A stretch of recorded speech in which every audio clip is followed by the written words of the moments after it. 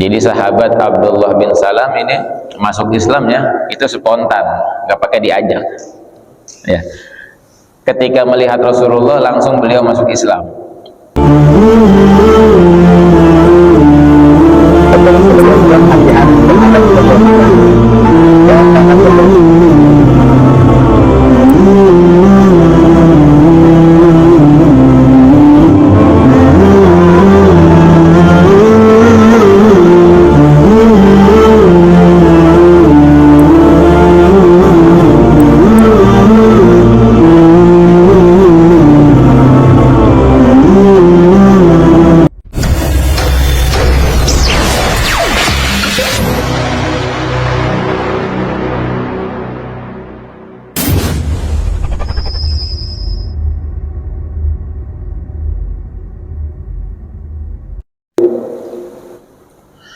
Bismillahirrahmanirrahim.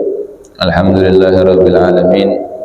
Wassalatu wassalamu ala habibi rabbil alamin, sayyidina wa habibina wa syafi'ina wa nuri qulubina nabiyyina Muhammadin wa ala alihi wa sahbihi ajma'in, wa la hawla wa la quwwata illa billahil aliyyil azim.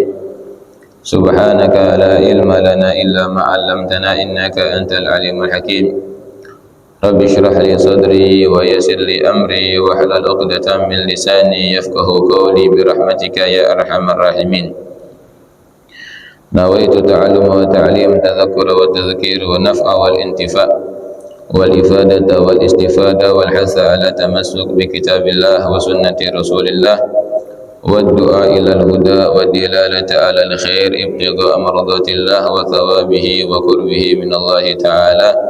Nawaitu ma nawa bihi as-salafu salih. Faqala mu'allif rahimahullah wa nafa'ana bihi wa bi'ulumihi fid darin amin. Lamma dakhala ar-rasul sallallahu alaihi wasallam al-Madinata al-Munawwarah, qala Abdullah ibn Salam wa kana yahudiyan. Nadartu fi wajhi Rasulillah sallallahu alaihi wasallam faqultu ashhadu an la ilaha illallah wa annaka Muhammadur Rasulullah.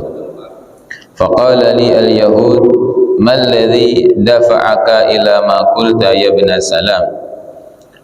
Faqala Abdullah ibn Salam lahum wallahi alladhi la ilaha ghairuh ma hadzal wajhu biwajhin kadzab abada. Lama dakhala Rasul sallallahu alaihi wasallam al-Madinah al-Munawwarah, ketika Rasulullah sallallahu alaihi wasallam masuk ke kota Madinah al-Munawwarah, qala Abdullah bin Salam. Abdullah bin Salam mengatakan, wa kana yahudiyan, dulu beliau masih belum masuk Islam, ya, beliau masih beragama Yahudi. Nadartu fi wajhi Rasulillah sallallahu alaihi wasallam, kata beliau, aku melihat ke wajah Rasul sallallahu alaihi wasallam, faqultu, maka beliau spontan mengatakan, asyhadu an la ilaha illallah wa annaka Muhammadur Rasulullah. Aku bersaksi tiada Tuhan selain Allah dan engkau adalah Nabi Muhammad utusan Allah. Faqala li al-yahud, maka kata Sayyidina Abdullah bin Salam berkata kepadaku orang-orang Yahudi, malladzi dafa'aka ila ma qulta ya ibn Salam, apa yang membuatmu langsung mengatakan hal tersebut wahai Abdullah bin Salam? Faqala Abdullah bin Salam lahum, maka Sayyidina Abdullah bin Salam mengatakan kepada mereka, wallahi alladzi la ilaha ghairuh, demi Allah yang tiada Tuhan selainnya, ma hadzal wajhu, wajah ini bukanlah biwajhin kadzab abada, wajah ini bukanlah wajah pembohong selama-lamanya. Insyaallah. Ini ada cerita masuk Islamnya Sayyidina Abdullah bin Salam, ya.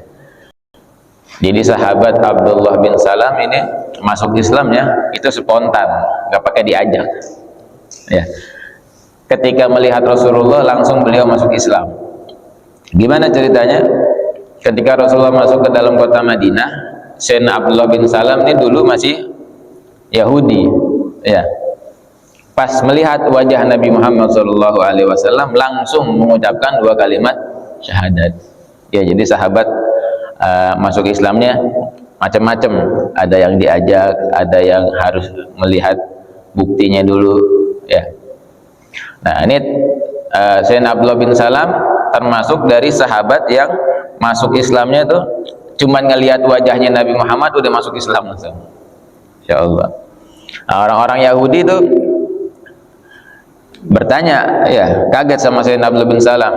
Belum Rasulullah ngomong, belum Rasulullah ngajak, belum Rasulullah nerangin tentang Islam, tapi baru melihat wajahnya Nabi Muhammad aja, Sayyidina Abdullah bin Salam ini langsung masuk Islam. Maka orang Yahudi nanya sama Sayyidina Abdullah bin Salam, wahai Abdullah bin Salam, kenapa kok kamu bisa langsung mengucapkan 2 kalimat syahadat padahal Rasulullah belum ngajak, ya, belum nerangin masalah Islam? Kata Sayyidina Abdullah bin Salam, wallahi, demi Allah, alladzi la ilaha ghairu, yang tiada Tuhan selainnya, ma hadzal wajh biwajhin kadzdzab abada. Dari wajahnya Rasulullah aja itu dilihat nggak ada muka-muka pembohong. Ya, jadi kalau orang melihat Rasulullah itu nggak ada, oh ini Rasulullah tukang bohong nih, nggak ada. Ya. Dari wajahnya aja tuh udah meyakinkan, udah bisa dipercaya bahwasanya ini adalah Rasulullah SAW. Oleh karena itu beliau langsung masuk Islam. Ya. Nah, ini jadi apa namanya, termasuk mukjizat Rasulullah SAW. Orang yang melihat Rasulullah itu dengan hati yang bersih, tentu ya, bukan dengan hati yang hasud atau hati yang benci.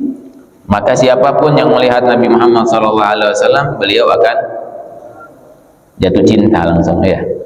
Bahkan bisa menyebabkan orang langsung masuk Islam. Nah, ini salah satu keistimewaan Nabi Muhammad SAW.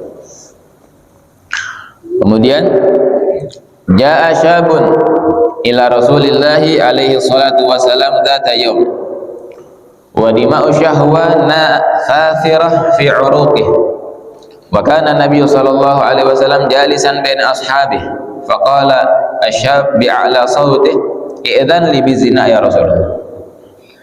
Dulu pernah ada satu anak muda, ya, yang datang sama Rasul sallallahu alaihi wasallam. Ini ada 2 versi, ya. Ada 2 cerita nih tentang cerita ini. Yang versi pertama, ada seorang pemuda datang sama Rasulullah. Ketika itu Rasulullah lagi duduk di antara sahabat-sahabatnya.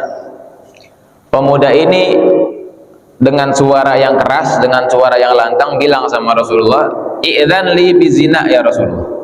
Ya Rasulullah, izinkan aku untuk berzina. Ya. Fatharal jalisuna hawla Nabi sallallahu alaihi wasallam wa farat dima'ul ghadab fi uruqihim. Fajalasa Rasulullah sallallahu alaihi wasallam fi hudu'in yursilul hikmah kama yursilul qamar adwa'ahu. Maka yang duduk di situ para sahabat, ya, dengar ini pemuda bilang, ya Rasulullah, izinin saya untuk boleh berzina. Kan berzina nggak boleh, kan? Ini dia lantang aja nih, nggak punya adab dia. Ya, kalau menurut para sahabat, kalau begitu kan nggak ada adabnya. Dengan suara keras bilang, ya Rasulullah, udah izinin anak buat zina, gitu. Sahabat pada bangun, marah, ya, mau apa namanya? Mau itu yang orang tadi. Kemudian Rasulullah bilang, duduk, tenang. Ya, kata Rasulullah, duduk aja. Maka an yahda'u, ya Rasulullah bilang udah para sahabat tenang aja. Tsumma da'a syab ilaih. Kemudian pemuda ini dipanggil sama Rasulullah. Sajalasa amamal hadrah an-nabawiyyah al-karimah wa fi hudu'il ustad ma'ajil mil. Maka sahabat ini datang sama Rasulullah, disuruh duduk tenang, ditenangin dirinya seakan-akan murid sama ustadznya, murid sama guru. Wa fi hikmatil tabib ma'al marid. Nah, Rasulullah seakan-akan dokter yang mau ngobatin orang sakit. Faqala Rasul sallallahu alaihi wasallam li syab, "Madza turid ya fata?" Maka Rasulullah nanya pelan-pelan nih sama pemuda tadi. "Apa yang kamu inginkan wahai pemuda?" Faqala lahu syab, maka pemuda ini mengatakan kepada Rasulullah, "Idzan li bizina ya Rasulullah." Ya Rasulullah, tolong izinkan saya untuk berzina. Nah, berani ini orang ya ngomong sama Rasulullah begitu. Faqala lahu Nabi sallallahu alaihi wasallam, "Ya fata, atarda li ummika afatardahu li ummik?" Kata Rasulullah, "Kamu ridho gak kalau yang kamu zinahin itu kalau seandainya ibu kamu dizinahin sama orang?" Ya. Nah, ntar kita ada kita ceritain lagi satu versinya yang lainnya. Faqala al-fata, "La ya Rasulullah." Pemuda ini bilang, "Enggak ya Rasulullah, saya enggak ridho kalau seandainya ibu saya dizinahin sama orang lain." Mana ada anak yang ridho kalau ibunya dizinahin sama orang. Ja'alani Allahu fida'ak. Ya. Fa'ada an-nabiy sallallahu alaihi wasallam as-su'al maratan ukhra. Kemudian Rasulullah nanya lagi yang kedua. Itu tadi pertanyaan yang pertama. Wa qala li syab, afatardahu li ukhtik?" Kalau kamu enggak ridho ibu kamu dizinahin, gimana kalau saudari kamu dizinahin sama orang? Kamu ridho enggak? Enggak ya Rasulullah. Afatardo li ammatik? Kalau begitu, kalau ibu kamu enggak ridho dizinahin sama orang, saudari kamu enggak ridho dizinahin sama orang, atau bibi kamu dizinahin sama orang? Enggak. Afatardohu li khalatik? Kalau ammah itu bibi dari ibu dari bapak.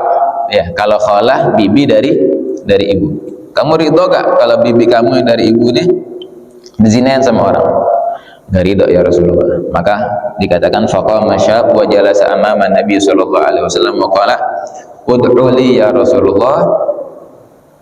Maka pemuda ini bangun dan berdiri di hadapan Nabi Muhammad SAW, mendekat lagi kepada Rasulullah, kemudian minta sama Rasulullah, "Ya Rasulullah, doain saya ya Rasulullah."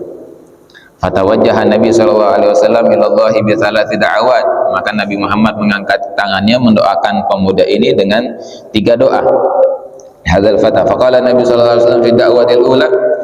Maka Nabi Muhammad mendoakan orang ini, "Allahumma hassin farjahu." Ya Allah, jagalah kemaluannya ya Allah. Tsumma qala wa tahhir qalbahu, dan bersihkanlah hatinya ya Allah. Tsumma qala waghfir dzanbahu, dan ampunilah dosanya. Ya. Faqala syab, maka pemuda ini mengatakan, "Kharajtu min indi Rasulillah sallallahu alaihi wasallam." Aku keluar dari Rasul sallallahu alaihi wasallam, "Wa laisa ala wajhil ardi ahadun ahabbu ilayya min Rasulillah sallallahu alaihi wasallam." Kata pemuda ini, tidak ada di muka bumi ini satu wajah atau satu orang pun yang lebih aku cintai melebihi Nabi Muhammad. Nah, ini satu versinya. Jadi ada pemuda yang minta izin sama Rasulullah untuk boleh berzina. Ya. Kata Rasulullah, nggak bisa. Gimana ya kalau seandainya yang dizinahin itu adalah ibu kamu atau saudara kamu atau bibi kamu ridho gak ridho ya Rasulullah? Kalau begitu juga orang lain. Kalau seandainya yang kamu zinahin itu kan pasti kalau enggak ibunya orang, kalau enggak saudarinya orang, kalau enggak bibinya orang lain. Satu versi lagi ada ceritanya yang berkaitan dengan ini. Ada satu kaum yang dia mau masuk Islam, ya, dia mau masuk Islam, datang ke Rasulullah, cuman minta izin, ada syaratnya, "Ya Rasulullah, saya mau masuk Islam, cuman saya nggak mau sholat." Ya, ada satu kaum besar, satu kelompok orang datang ke Rasulullah, "Ya Rasulullah, saya mau masuk Islam, tapi saya nggak mau sholat." Apa kata Rasulullah? "La khaira fil Islam la salatah fihi." Katanya, nggak ada kebaikan di dalam Islam kalau kamu nggak sholat. Keluar, nggak usah masuk Islam, mendingan pergi aja. Diusir sama Rasulullah. Ya, ada satu orang nih. Kalau tadi kan satu kaum, ya kelompok orang banyak. Ini satu orang datang sama Rasulullah, "Ya Rasulullah, Saya mau masuk Islam, cuman izinin saya buat boleh zina. Ya, saya masuk Islam, tapi syaratnya bolehin saya zina. Kata Rasulullah, yaudah, tenang dulu, pokoknya ente masuk Islam dulu. Bukan berarti dibolehin zina, bukan. Ya, tapi masuk Islam dulu, diterima keislamannya, walaupun syaratnya tadi boleh berzina, cuman bukan berarti diperbolehin sama Rasulullah. Kalau yang tadi dia masuk Islam tapi nggak sholat, ya, ada orang mau masuk Islam tapi nggak sholat, nggak dibolehin sama Rasulullah. Ini berarti menunjukkan perintah sholat itu luar biasa. Orang yang ninggalin sholat berarti lebih dari, ya, ini orang mau berzina, dia masuk Islam tapi dia masih ada kepengenan buat zina, diizinin sama Rasulullah buat masuk Islam, tapi nanti dinasehatin sama Rasulullah. Akhirnya orang masuk Islam. Kemudian tadi versinya ditanya sama Rasulullah, kalau kamu mau berzina, yang kamu zinahin itu pasti ibunya orang, saudarinya orang, ya, bibinya orang, kamu ridho nggak? Nggak ridho ya Rasulullah. Versi yang ini itu orangnya dipegang dadanya sama Nabi Muhammad, dipegang dadanya sama Nabi Muhammad, didoain. Kata orang ini, ketika Nabi Muhammad meletakkan tangannya di dadaku, itu tidak ada tangan yang lebih lembut dari tangannya Nabi Muhammad, katanya. Tidak ada tangan yang lebih sejuk daripada tangannya Nabi Muhammad SAW. Dan ketika itu aku merasakan di dalam hati itu ketenangan, katanya, kesejukan di dalam hatiku, ketenangan. Dan ketika didoain sama Rasulullah, tidak ada di dalam hatiku yang tadinya dia suka zina, ya, yang tadinya dia mau berzina, dikatakan ketika Rasul meletakkan tangannya di dadaku, tidak ada satu hal yang paling aku benci kecuali zina. Ya, Insya Allah, ini mukjizatnya Nabi Muhammad SAW ketika dipegang dadanya, didoain sama Rasulullah. Habis itu nggak ada satu hal, satu perbuatan dosa yang paling dibenci oleh orang ini kecuali perbuatan zina. Islamnya diterima oleh Rasulullah, buat dia berzina, didoain biar dia nggak berzina dengan doa tadi tuh. Ya Allah, jagalah kemaluannya, sucikan hatinya, ampunin dosanya. Yang Al-Fakir mau ngambil hikmah dari sini, kita mau ambil petik dari pelajaran ini. Ini kalau orang yang pengen berzina aja masih disayang sama Nabi Muhammad, ya, sampai diletakin tangannya Nabi Muhammad di dalam dadanya, ke dadanya, maksa, ya, kita mustahil gitu, ya. Kan dia sama-sama, kita kan sama dia kan sama-sama umatnya Nabi Muhammad, kita kan mengaku banyak dosa. Ini orang kan tadi dosanya juga Masya Allah, kan dia mungkin pernah berzina, ya, atau pengen melakukan berzinahan, cuman itu Rasulullah saking sayangnya sama umatnya tuh kagak nggak didiemin gitu. Bahkan saking sayangnya Rasulullah sama umatnya, itu dipegang dadanya, didoain.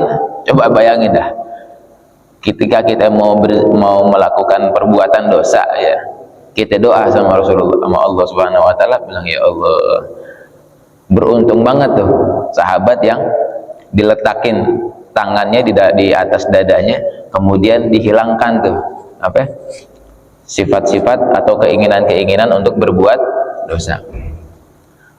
Ya, mudah-mudahan aja, ya, mudah-mudahan aja kita sebagai umatnya Nabi Muhammad SAW yang berusaha untuk tidak melakukan dosa. Rasulullah juga nanti rela, ya, rela ngeletakin tangannya dalam dada kita. Kita bayangin, ya Allah, nikmat banget tuh sahabat yang di dalam, yang tangannya Rasulullah nempel ke dadanya sehingga dia nggak mau lagi berbuat dosa.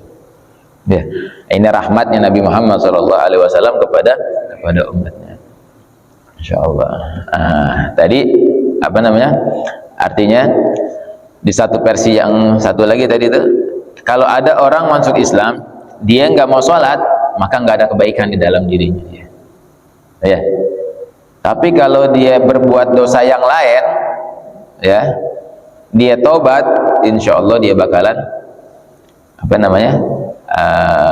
diterima tobatnya. Ini menunjukkan orang, kalau sekarang kan banyak malah orang ninggalin sholat, ya, dianggap enteng itu sholat, padahal dosanya sholat itu luar biasa.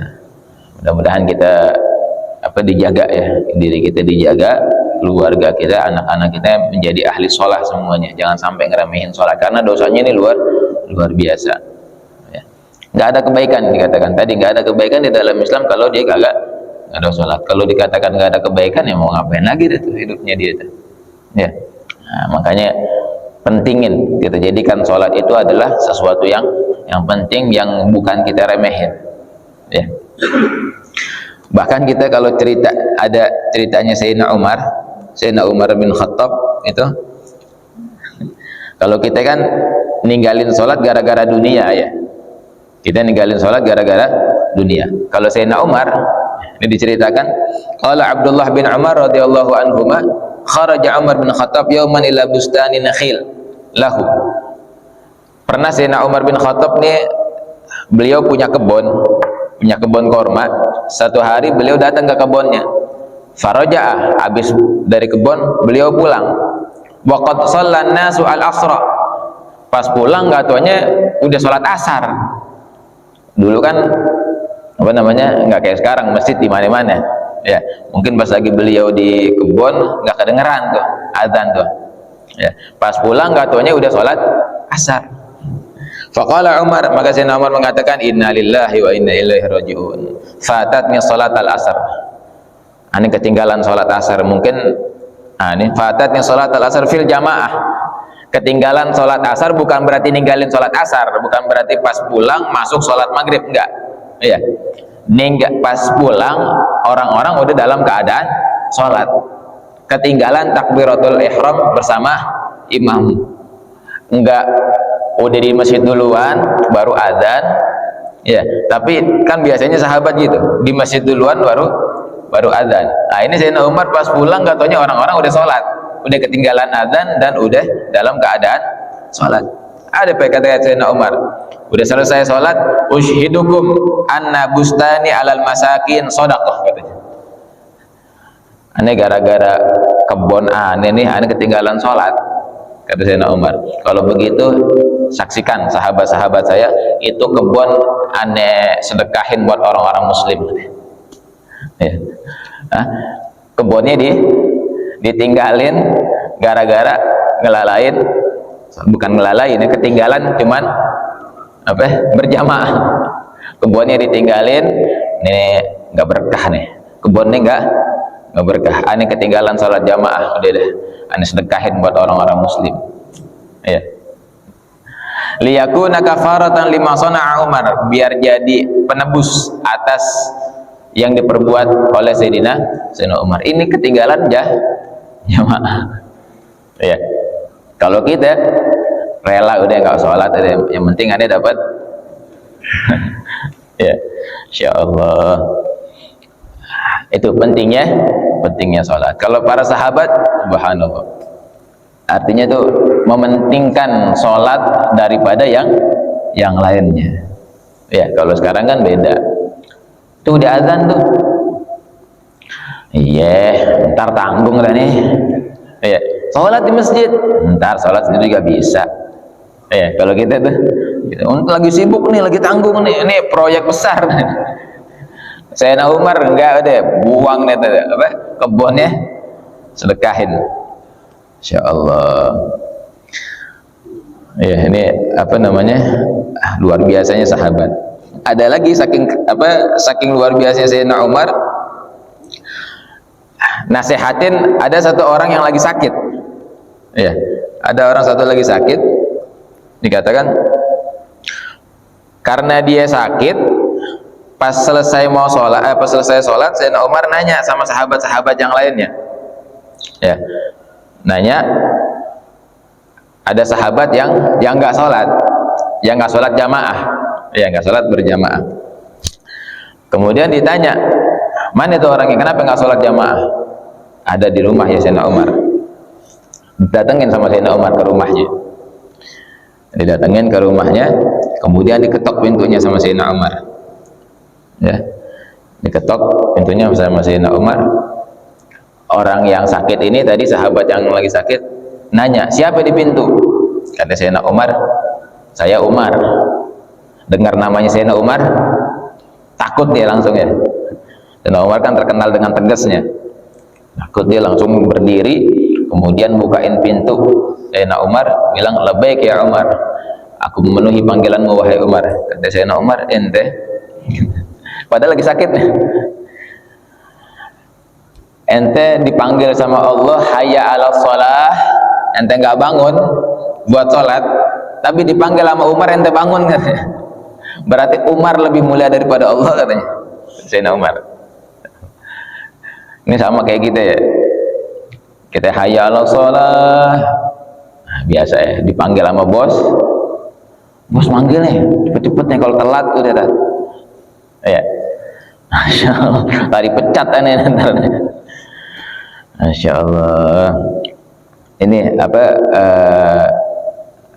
pentingnya sholat di hadapan para sahabat Nabi Muhammad Shallallahu Alaihi Wasallam dan orang-orang yang soleh. Artinya tuh sholat paling utama deh, harga mati deh. Ya, kalau ada sesuatu yang melalaikan dia dari sholat, udah mendingan tinggalin. Kalau kita nggak, belum bisa kayak begitu ya, kita apa yang kelihatan dulu dah ya. Nah, itu terakhir, inna fatatan yahudiyan ala ahdi Rasulillah sallallahu alaihi wasallam aslamat wa amanat wa hasuna islamuha. Ada satu cerita lagi terakhir ceritanya, ada satu orang pemudi ya, seorang wanita Yahudi di zaman Rasulullah sallallahu alaihi wasallam, aslamat, beliau masuk Islam, wa amanat, dan beriman kepada Nabi Muhammad, wa hasuna islamuha, Islamnya bagus. Summa matat ala Islam, kemudian meninggal dalam keadaan Islam. Faja'a bawahu al-yahudiyan ila Rasul alaihi salatu wasalam, maka kedua orang tuanya ini datang kepada Nabi Muhammad sallallahu alaihi wasallam. Wa qala lahu, dua orang tua yang masih Yahudi ini berkata kepada Nabi Muhammad, ya Muhammad, nuridu an na'rif ma idza kanat bintuna fil jannah am fin nar. Wahai Nabi Muhammad, saya pengen tahu anak perempuan saya ini dia sekarang ada di sorga apa di neraka ya. Fasa'ala Rasul alaihi salatu wasalam Allahu tabaraka wa ta'ala ayulhimahu al-ijabah, maka Nabi Muhammad langsung berdoa kepada Allah, ya Allah, berikanlah aku ilham untuk menjawab pertanyaan ini. Ini Rasulullah ya, bukan orang biasa. Kalau Rasulullah langsung bisa berkomunikasi sama Allah ya, kalau orang biasa tentu ya. Ini Rasulullah nih, kalau Rasulullah udah yakin ada kita nggak bakalan bohong. Fadhahaba biwalidayha ila qabriha, nah, maka Rasulullah membawa kedua orang tuanya, nggak langsung dijawab sama Rasulullah, langsung dibawa ke kuburan anaknya. Wa waqafa ala qabriha, kemudian Rasulullah berdiri di atas kuburan anak tersebut. Wa nada alaiha, kemudian Rasulullah memanggil ke jenazah yang ada di bawahnya, ya fulanah binta fulan, wahai fulanah binta fulan. Fasami'an Nabi sallallahu alaihi wasallam sautan, maka Nabi Muhammad sallallahu alaihi wasallam mendengar suara min dakhilil qabr, dari dalam kuburan, yaqulu lahu labbaika ya Rasulullah. Kedua orang tuanya ini ngelihat mendengar anaknya ngejawab panggilannya Nabi Muhammad. Anaknya bilang labbaika ya Rasulullah. Ya, nah sekali lagi ini kejadiannya sama Rasulullah. Kalau Rasulullah mukjizatnya, semua mukjizat yang dikasih oleh Allah kepada para nabi dikasih juga sama Nabi Muhammad. Nabi Isa bisa ngidupin orang meninggal, iya, bisa ngidupin orang mati, apalagi Rasulullah. Nah, ini salah satu contohnya, salah satu contoh mukjizat Nabi Muhammad SAW, bisa berbicara sama orang yang ada di dalam kubur. Itu Rasulullah. Kalau ada orang yang ngaku-ngaku begitu, bukan Rasul dia, jangan dipercaya dah ya. Bisa ngomong apa? Jelas dah tuh ya. Kalau Rasulullah udah jelas mukjizatnya. Jangankan cuma ngomong doang, bangunin, dibangkitin bisa. Ya. Kita jangan ngaku-ngaku begitu tuh ya. Nih Ustaz, bapak aneh ama atau ibu aneh ada di mana nih? Ntar dulu ya, dengerin dulu ya. Telepon video call sama malaikat Ridwan dulu nih, ada di surga atau neraka. Nggak ada begitu ya. Qala laha ya fata, maka fasa'alaha, maka Rasulullah nanya sama pemudi tadi ya, wanita tadi yang udah masuk Islam, ya fata ajibi abaka, wahai anak ya, jawab pertanyaan kedua orang tuamu. Jadi orang tuanya langsung nanya sama anaknya ya. Faqalatil fata, maka anak ini mengatakan, ya Rasulullah la ujibu. Anaknya malah bilang, ya Rasulullah, aneh nggak mau jawab. Ya, kata anaknya, aneh nggak mau jawab pertanyaan dia. Kenapa? Wa huwa Yahudi. Dia masih Yahudi ya Rasulullah. Faqala laha walima, maka Rasulullah mengatakan, kenapa kok nggak menjawab kalau dia Yahudi? Faqalat lahu, maka wanita ini mengatakan kepada Nabi Muhammad, ya Rasulullah, li'annani wajadtu rabbi khairan min abi, katanya. Ya Rasulullah, ana udah ngedapetin Allah itu yang maha baik, lebih baik daripada ayahku.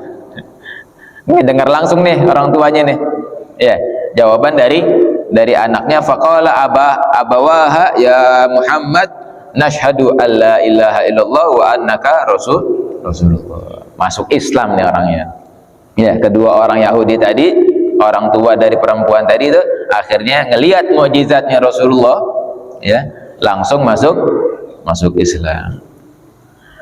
Wa annaka rasulullah ba'atsakallahu bil haqq basyiran wa nadhira tsumma aslama. Ya, bersaksi bahwasanya tiada Tuhan selain Allah dan Nabi Muhammad adalah utusan Allah, yang Allah benar-benar mengutus Nabi Muhammad dengan kebenaran sebagai membawa kabar gembira dan sebagai pembawa peringatan. Ya. So, ini salah satu sekali lagi dari mukjizatnya Nabi Muhammad sallallahu alaihi wasallam, yang bisa berbicara dengan orang yang udah meninggal. Dan sebab mukjizat tersebut akhirnya orang masuk Islam. Ya, kalau mukjizatnya Rasulullah kita percaya. Ya, kita harus percaya. Nah, karena Rasulullah mau apa aja dikasih sama Allah. Ya, Rasulullah kalau mau apa aja dikasih. Kalau kita belum tentu. Ya, Rasulullah mau apa dikasih. Karena dikatakan semua ini diciptakan laula kayak Muhammad itu ya. Kalau bukan karena Nabi Muhammad, Allah nggak ciptain yang lainnya. Jadi semua diciptakan untuk Nabi Muhammad sallallahu alaihi wasallam. Nah, di pagi ini kita banyak dapat cerita nih, banyak cerita yang mudah-mudahan bisa menjadi pelajaran ya, pelajaran buat kita. Yang pertama tadi wajahnya, kalau orang ngelihat wajahnya Nabi Muhammad aja itu udah dah, nggak bakalan dilihat dari wajahnya ini pembohong nih, nggak ada. Kalau kita kan kadang ngeragukan ya, ini bener apa kagak nih ya, walaupun udah sumpah-sumpah kadang ya bener nih, tapi kalau wajahnya Rasulullah dilihat dengan hati yang jernih, bukan hati yang benci, maka orang langsung dapat hidayah.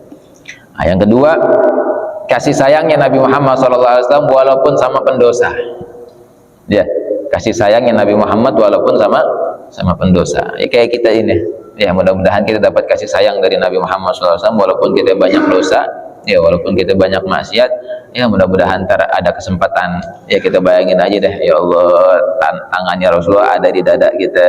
Ya, Rasulullah doain kita, ya Allah, jagalah kemaluan kita, jagalah sucikan hati kita, kemudian juga diampunin dosanya. Ini orang yang banyak dosa tuh saking rahmatnya Rasulullah sampai didoain seperti itu. Ya, artinya sayangnya Rasulullah bukan cuma sama hamba-hambanya yang rajin ibadah aja, enggak. Bahkan sayangnya Rasulullah sama umatnya yang banyak dosanya. Nah, yang ketiga, ya, yang terakhir, bahwa mukjizatnya Rasulullah Shallallahu Alaihi Wasallam itu semua yang dikasih mukjizat oleh Allah kepada para nabi dikasih juga sama Nabi Muhammad Shallallahu Alaihi Wasallam, termasuk Nabi Muhammad bisa berbicara sama orang yang udah meninggal. Bahkan jangan cuman itu, mau bahasa hewan, mau bahasa bahasa batu, ya kan? Pas lagi Rasulullah pulang tuh dari Madinah ke Mekah, ya, yang di Fathul Mekah, itu Rasulullah ngedengar apa salamnya batu, assalamualaikum ya Rasulullah, salamnya apa pepohonan, salamnya gunung, ya. Bahkan dikatakan hadzal jabal yuhibbuna wa nahnu nuhibbu. Kata Rasulullah, ini gunung tuh cinta sama kita nih, dan kita juga cinta sama dia. Ya, sama benda mati aja Rasulullah tahu. Nah, itu pelajaran yang bisa kita dapat dari pelajaran hari ini. Mudah-mudahan nambah kecintaan kita kepada Nabi Muhammad SAW dan menyebabkan kita disayang oleh Nabi Muhammad, dicintai oleh Nabi Muhammad SAW. Amin, amin ya rabbal alamin. Sebelum kita tutup, mungkin ada yang mau ditanyain dulu. Ya Allah. Ayo, pertanyaan.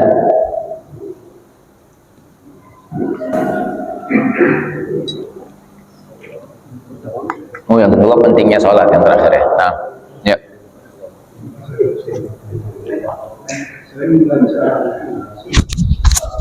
Hah?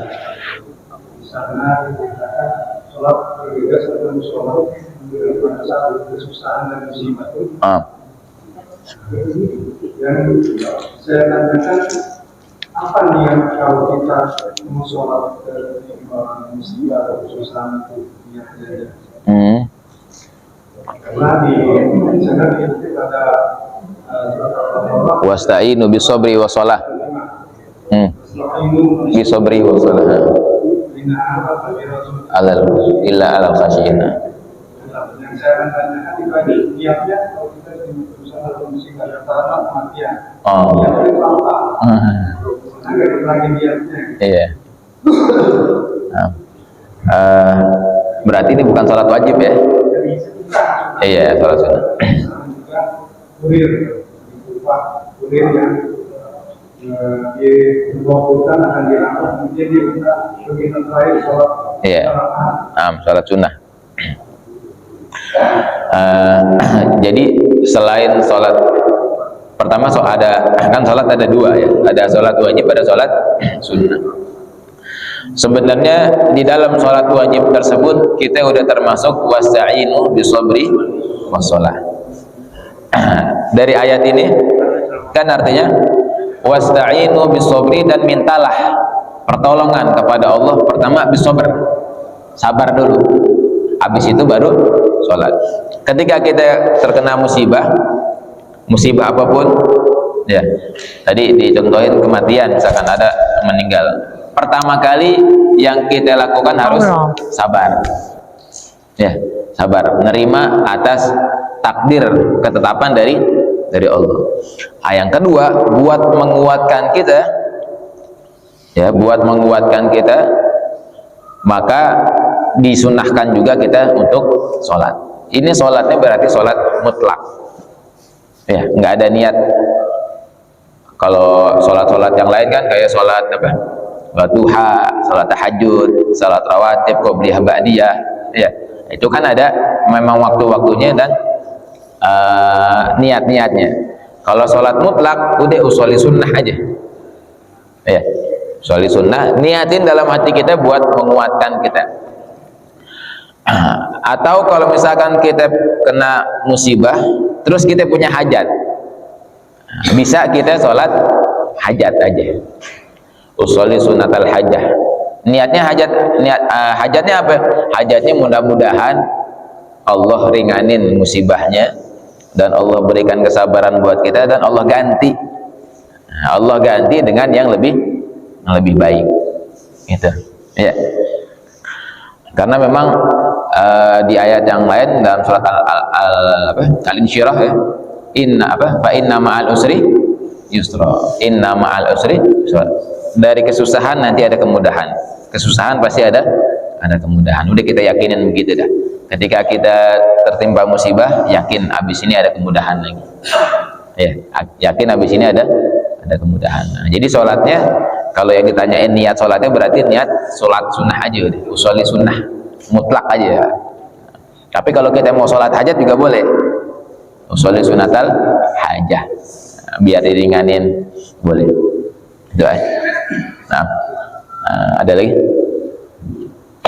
Ya. Waalaikumsalam.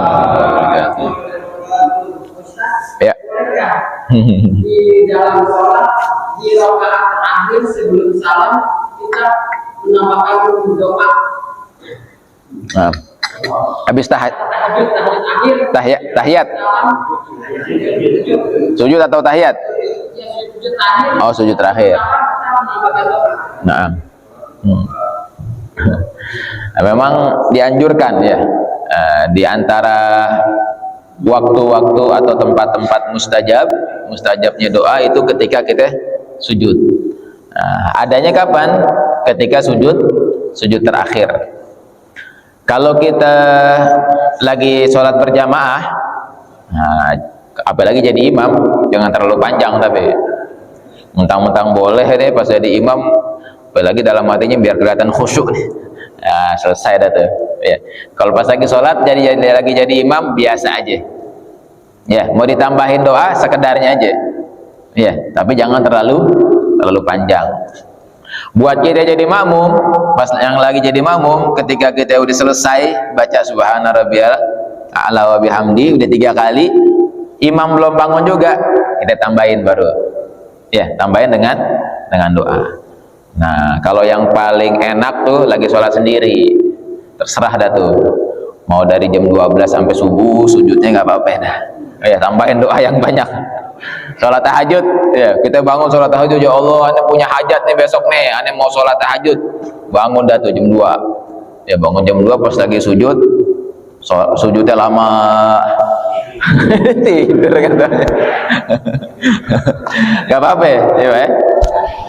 Jadi intinya kalau kita nambahin doa di dalam sujud terakhir boleh, ya boleh. Tapi harus diperhatiin ketika kita jadi imam jangan terlalu lama. Ya, ketika jadi makmum maka ikutin imam. Baca dulu yang sunnahnya, udah 3 kali selesai baru kita tambahin dengan doa. Nah, yang paling bebas ketika kita sholat sendiri. Ya bebas, terserah dah. Mau berapa lama juga nggak apa-apa. Ya, lama. Yang makmumnya gemeter ya. Itu kehusuan tadi. Itu, ya Pak. Paham? Nah, ada lagi? Ayo. Ayo, lagi.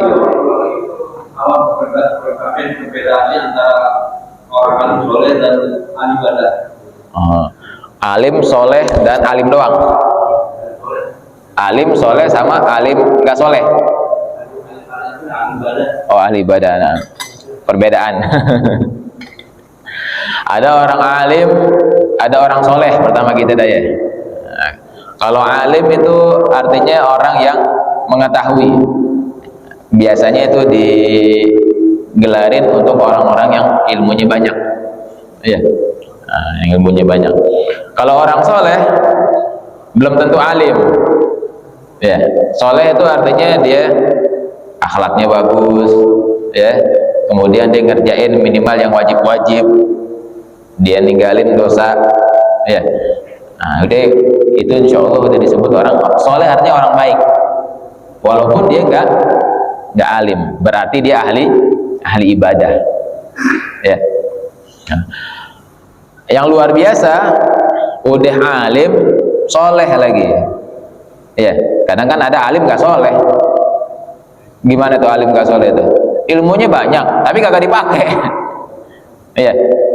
Misalkan ditanya, dia udah belajarnya udah lama bahkan udah bisa baca kitab deh, misalkan hafal hafal hadis banyak, atau bahkan hafal Quran misalkan, tapi insya Allah nggak mungkin dah, nggak ada.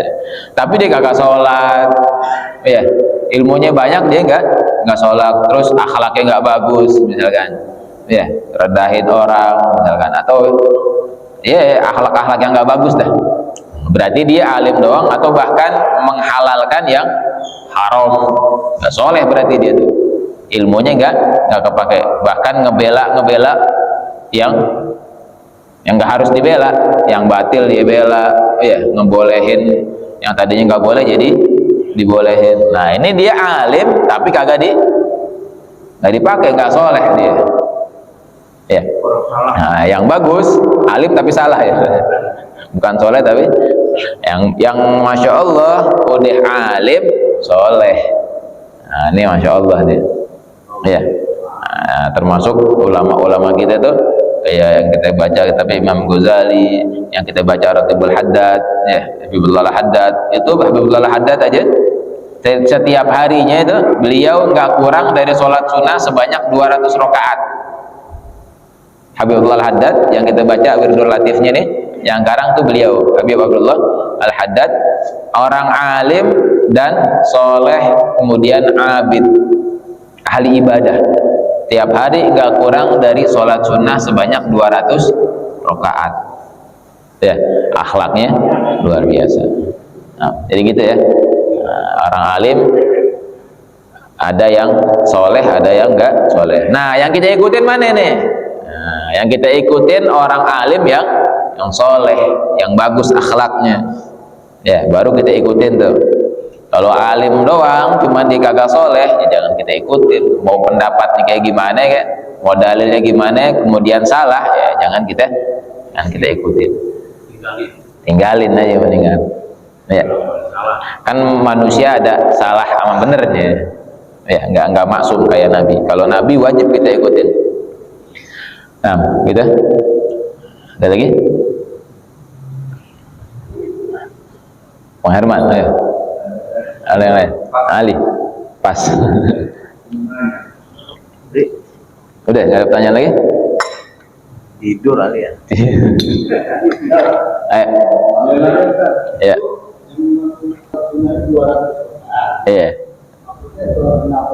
Nah itu dia tadi. Sholat sunnah mutlak. Sholat sunnah aja udah, bukan sholat yang sunnah yang lain udah dikerjain sama beliau. Sholat tahajudnya udah, sholat duhanya udah, sholat rawatibnya udah. Iya. Ini masih kurang nih, ditambahin sama beliau sholat mutlak 200 rakaat. Gimana nih hati usolli sunnah udah. Sunnah Allahu Akbar, Allah. Saking cintanya sama sholat. Ya. Jadi udah nikmat dengan sholat, udah. Kalau kita kan sholat wajibnya aja nikmat banget. Sholat wajibnya kalau kakak dipaksa nikmat banget. Allah mau paksain. Subuh apa lagi ya? Allah mau paksain.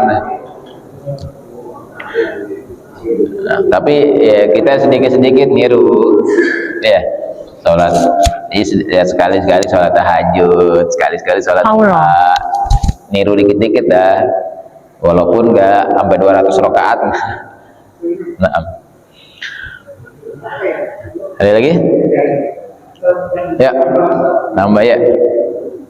Dalam sholat berjamaah, kita tahu si imam ini kadang-kadang letak yang sehingga kalau lagi bisa.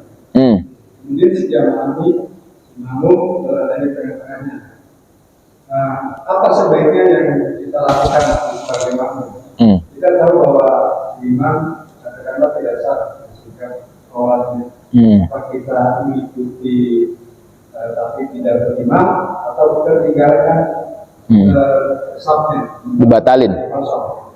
Baiknya apa yang kita lakukan? Nah, kalau kita udah benar-benar tahu kalau imamnya itu batal, ada niat mufaroqah, ya. Tapi udah jelas-jelas imamnya batal ya. Misalkan tadi kayak masalah aurat, kalau masalah aurat sekiranya dia langsung dia tutup, ya kan di fikihnya kan ilam tustar halan itu ya. Kalau nggak langsung ditutup batal. Kecuali kalau misalkan dia langsung dia tutup, misalkan ada bawa angin, ya pas bawa angin dia langsung tutup auratnya masih boleh. Tapi kalau udah lama, kayak misalkan kita berimam sama orang yang kelihatan aurat belakangnya, itu pasti kan udah pasti ya ini nggak paham kali fikihnya nih, sehingga kelihatan auratnya. Udah jelas-jelas sholatnya udah batal udah. Ya. Nah kita sebagai makmum gimana? Ya nggak boleh kita bermakmum sama imam yang batal. Niat langsung dalam hati, nawaitul mufaroqah. Saya niat mufaroqah, niat pisah dari imam. Terus sholat kita gimana? Udah sholat sendiri, nggak ngikutin, nggak ngikutin imam lagi. Ya, imamnya udah batal, mau ngapain diikutin? Gitu ya. Nah, udah kita sholat sendiri. Bukan berarti dibatalin juga, bukan. Sholat di situ aja. Beda. Iya, beda sama imamnya. Atau misalkan, ya aneh nggak enak nih. Ya nggak enak.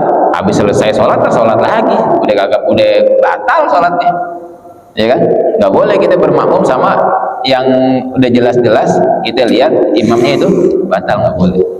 Mendingan udah tadi sholat sendirian, biar yang lain pada tahu. Nanti kenapa kok sholat sendirian? Imamnya batal. Nah, ntar juga kita bisa, mudah-mudahan imamnya nanti bisa kita kasih tahu dan dia nerima kesalahannya. Kita sholat sendiri. Pas sudah selesai, kita bilangin itu, maaf nih tadi nanti kelihatan auratnya. Nah, kalau dia terima, alhamdulillah. Gitu, kan? Jadi kita lanjutin, cuman niatnya mufaroqah, nggak ngikutin imam. Gitu. Nah, ada lagi? Ayo.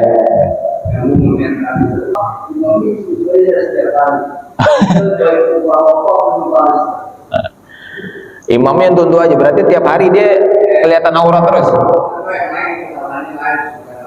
Oh. Kalau udah jelas-jelas imamnya yang kita sepengetahuan kita dia sekiranya nggak sah, ya udah kita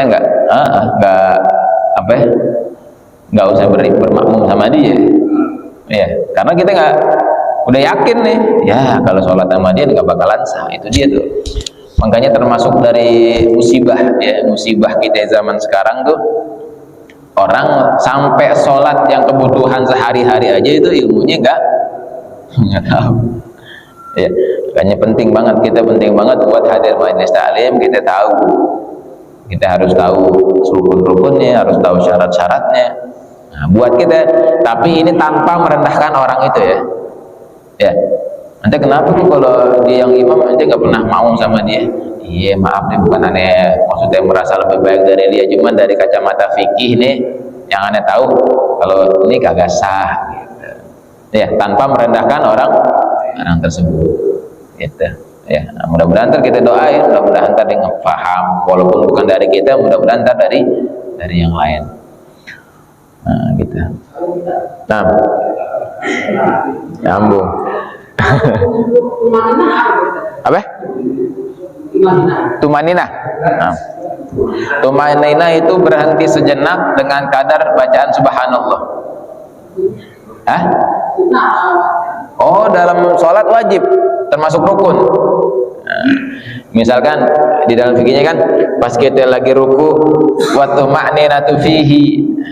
Dalam ruku harus ada tumanina, dalam i'tidal harus ada tumanina, dalam sujud apa artinya tumanina? Berhenti sejenak dengan kadar bacaan subhanallah. Lagi ruku subhanallah, i'tidal subhanallah, jangan Allahu akbar, Allah sami'allahu liman hamidah, Allahu akbar. Itu berarti nggak ada tumanina, nggak boleh, nggak sah. Ya, kalau ada orang sholat waladhdallin amin walam yakul lahu kufuwan ahad, Allahu akbar, ya Allah liman hamidah, Allahu akbar, itu berarti dia nggak ada tumanina. Nah, sholatnya nggak sah. Ya, minimal berhenti sejenak, Allahu akbar, berhenti dia, subhanallah, sami Allah liman hamidah, subhanallah. Nah, dengan kadar subhanallah berarti dia udah ada tumanina. Ya, tumanina itu artinya tenang. Ya. Imam sholat, kita dan saya. Tapi satu buat sedikit adanya tahu. Kalau saya lihat di sekitar ini, tidak ada yang saya lihat, saya berani begini. Tapi kalau ada, saya tidak berani begini. Karena ini sedikit adanya mengatakan kira-kira kalau kita memberikan rumah kami, terus ada sebagian orang yang tidak mau berjamaah sama kita, kita memahaminya sia-sia. Apakah ada manfaatnya untuk ini. Nah. Mungkin karena ilmu saya mungkin tidak mumpuni atau tidak memadai. Tapi ilmu sholat waktu imam. Jadi sia-siakan atau bergunakan ataupun tidak sama sekali. Nah, ini yang kurang tadi Al-Fakir jelasin. Terus buat posisi imam itu sendiri gimana? Iya, buat posisi imam itu sendiri gimana? Tadi kan yang makmum. Buat posisi imam itu sendiri gimana? Nah, tadi bener. Ketika kita di masjid, terus pas nggak ada imam sama sekali, misalkan yang biasa jadi imam, mau nggak mau nih, mau nggak mau kita yang maju. Ya udah nggak apa-apa, udah maju seadanya. Ya, maju seadanya. Sholat kita gimana? Diterima apa enggak tadi? Taklim. Yang penting kita masih taklim. Mudah-mudahan aja dengan berkah taklim, sholat kita diterima dan berkah jamaah. Ya, karena kita jangankan antum, kita sendiri ya, Al-Fakir sendiri dan kita semuanya, emang udah nyangka kalau sholat kita udah bener, bacaan kita udah benar semuanya? Nggak ada. Ini kayak aneh nih misalkan nih, Fakir nih, dites baca Fatihahnya misalkan sama orang yang ahli bener, ahli qiraah, pasti ada salahnya. Entah dari bentuk mulutnya. Ayo coba baca. Itu biasanya yang ahli qiraah nggak ngelihat suaranya, yang ngelihat bentuk mulutnya. Bismillahirrahmanirrahim gimana? Pasti ada salahnya. Terus sholat kita gimana dong? Sia-sia apa enggak? Husnudzon deh. Baik sangka sama Allah, mudah-mudahan sholat kita diterima. Ya. Kalau gitu nggak diterima ntar sholat kita.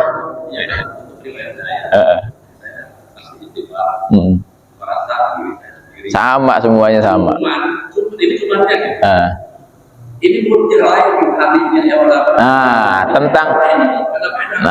tentang yang lainnya. Iya. Nah itu dia, tentang yang lainnya. Iya. Nah tentang mulut orang, tentang omongan orang, udah kita nggak nggak usah ngurusin orang udah. Iya. Tadi kan makanya Al-Fakir bilang kita kalau pas ada imam seperti itu bukan berarti buat ngerendahin orang lain. Dan kita sebagai imam, mau gimana lagi? Orang udah nggak ada lagi. Ya, nah, kan ini pas waktu-waktu yang nggak ada imamnya aja. Ya, nah, buat kita yang jadi imam, ya mudah-mudahan terimalah sholat kita dah. Karena nggak ada lagi. Kecuali ada yang lain, kita bakalan. Ini udah terpaksa dikatakan, makanya dikatakan amal jahil. Kalau bakalan nanti akhir zaman nih, banyak kita yang nggak tahu, bukan antum aja, kita juga banyak yang nggak tahunya dari rukunnya. Sekarang nah kalau kita tanya, emang rukun sholat ada berapa sih? Nggak usah antum, ada juga nggak tahu. Ya, rukun sholat ada berapa? Ya, kadang kita lupa. Ya, syarat-syaratnya apa aja, lupa kadang kita. Nah, mudah-mudahan dengan kita hadir majlis begini, hadir majlis taklim, yang kurang-kurangnya Allah tutupi, Allah maafin. Ya, nah, yang pas lagi kejadian, udah kita sholat, kita jadi imam, mudah-mudahan dimaafin. Nah, kalau ada orang yang ngomong begitu, ya mudah-mudahan juga Allah maafin dia. Ya. Terus yang tadi kita nggak mau bermakmum sama imamnya, jangan ada hati ngerendahin orang lain. Tadi kan kita dikatakan kita nggak tahu siapa yang lebih mulia, kita nggak tahu. Ya, yang lebih mulia itu adalah di hadapan Allah. Ya.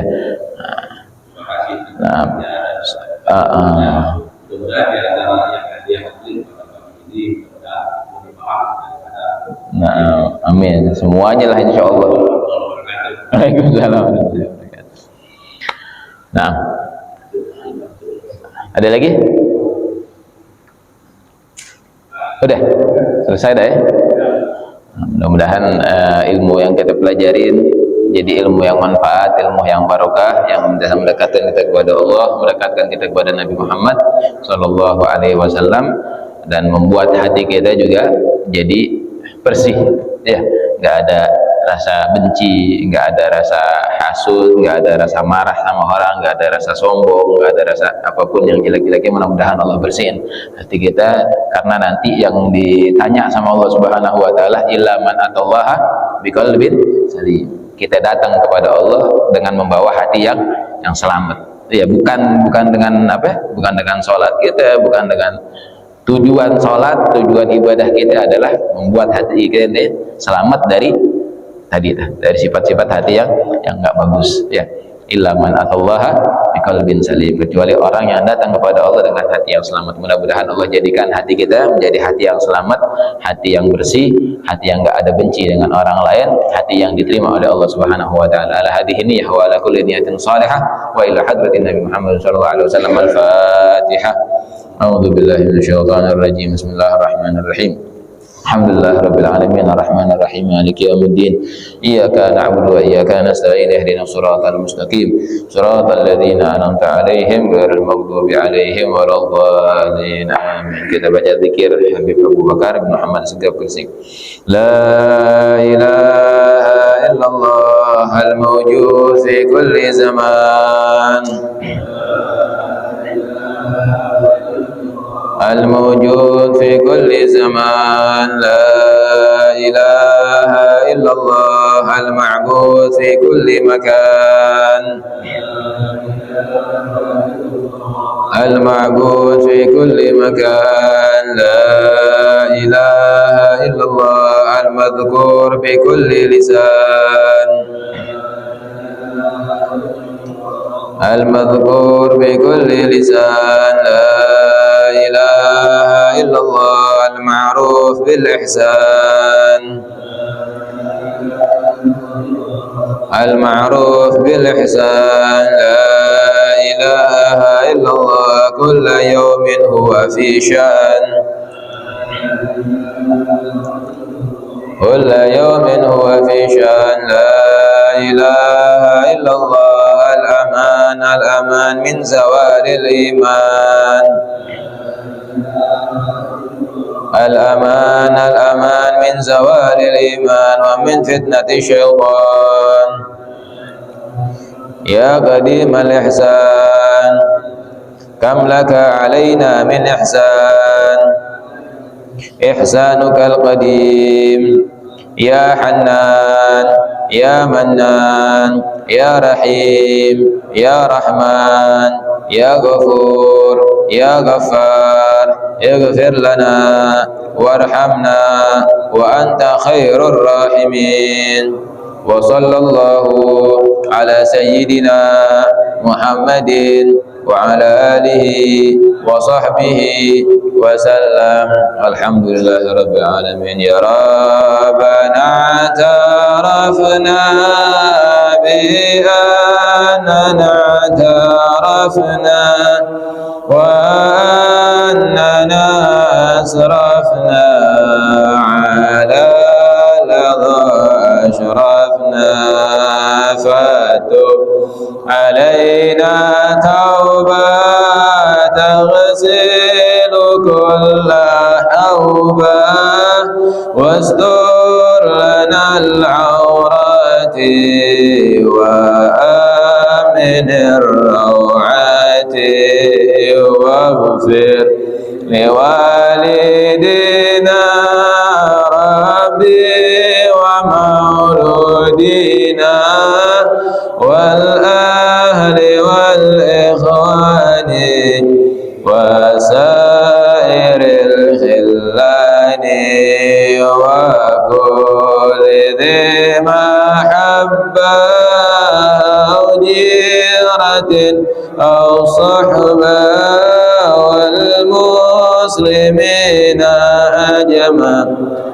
آمين ربي فاسمع فضلا وجودا من نال باكتساب منا بالمصطفى الرسول نحظى بكل سول. صلى وسلم ربي على أشد الحب وآله عداد طش صحبي والحمد لله في البدء والتناهي حمدا كثيرا دائم محبة النسائم دعواهم فيها سبحانك اللهم وتحيتهم فيها سلام وآخر دعواهم الحمد لله رب العالمين سبحانك اللهم وبحمدك أشهد أن لا إله إلا أنت أستغفرك وأتوب إليك ولكم منكم السلام عليكم ورحمة الله وبركاته.